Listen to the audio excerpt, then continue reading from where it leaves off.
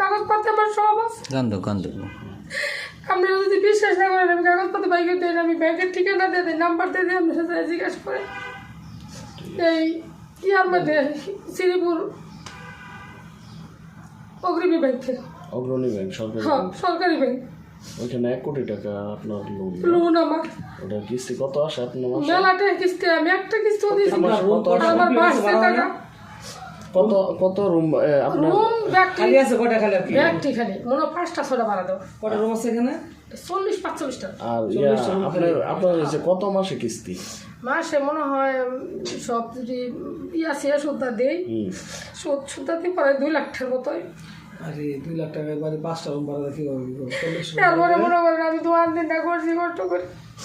আমার 2 দিনের মাঝে কতটি বারোটা দিলাম, একটা বারোটা থাকবো না। কোন না দোকান একটা বারোটা দিবার দিলে, একটা বারোটা দিলে বাবা নিজে উঠাইছি। কত সারি বাড়াবাড়ি কিলাকিলি আমার দোকানের সামনে। আচ্ছা, এই সিন্ডিকেটের মানুষেরা মনে করেন তাদের মধ্যে ভাড়াটিয়ার আদান প্রদান হয়। এই সিন্ডিকেটের ভিতরে আমার নানি যখন বাসা করতে গেছিল, তখন তাদের অনেকভাবে মানা করা হয়েছে যে তুমি এখানে ফ্ল্যাট বাসা করো না।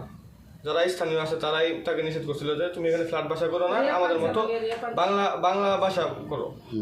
আর যেহেতু ফ্ল্যাট বাসা করছে, ওদের কথা মানে নাই, তাই তারা মনে করেন এই শত্রুতা কইরা এখন যেহেতু তার বাসায় ভাড়াটি বেশি আসার সম্ভাবনা, বিভিন্নভাবে বদনাম করার চেষ্টা করে যাতে ভাড়াটি এখানে না আসে।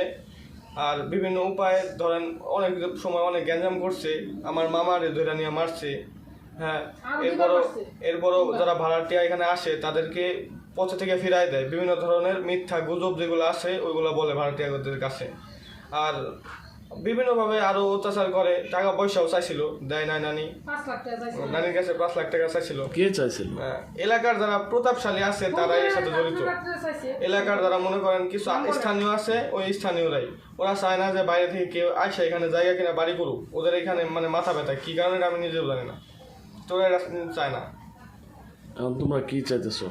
তুমি কি চাইতেছো? এটার একটা মানে বিচার করা দরকার। যারা এই বিষয়ে মানে করতে পারবে বিচার, যেমন ধরেন আইনের সাথে যারা আছে তাদের কাছে আমি বিচার চাই যে এখানে কিছু বিচার চাও। আমি চাচ্ছি শ্রীপুর এমপি বাচ্চু সাহেবের কাছে আমার আবেদন, আকুল আবেদন, যাতে আমি নিরাপত্তা পাই। আমি বাড়ি ভাড়াটা দিয়ে কোনো ডাল ভাত খেয়ে আমি কিস্তিটা শোধ করতে চাই। আমার ছেলে মেয়েদের লয়ে আমি শান্তিতে থাকতে চাই। যদি না থাকতে দেয় তাহলে আমার বাড়ি ঘর বিক্রি করে আর আমার কেতাই দেও। আর বাচ্চা সবার কাছে আমার এটাই অনুরোধ, যাতে আমি যদি কোনো অন্যায় না করি, আমার এইভাবে আমার অন্যায় অত্যাচার মিথ্যা অপবাদ দিয়ে, আমার বাড়ির অপবাদ দিয়ে, আমার মান সম্মান ডুবাইয়া, আমার ইজ্জত ডুবাইয়া আমি আর চাই না বাজান। থাকতে দুনিয়ার চাই না, নাহলে আমার দুনিয়াতে লয়ে যাক গালায়। ঠিক আছে।